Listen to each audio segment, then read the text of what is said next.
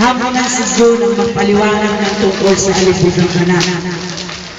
Pero alam mo to, ang pagbabalik loob ng isang makasalanang anak na lumayo, na kinamtam ang kayamanan ng kanyang magulang na buhay pa hinihingi ng mana.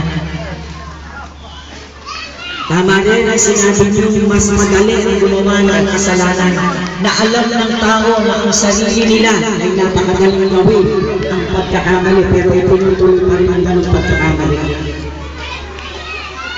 Alam natin lahat yun.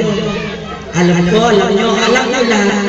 Kaya pilit na ipinaniniwanag natin ito. Minsan lang tayo sa isang taon na nagkakatipon, nagkakaroon ng pagtanggap ng salita ng Diyos. Na ito ang espiritual na pagkain ng tao, hindi pagkain na tutunaw, papasok sa tiyan at lalabas.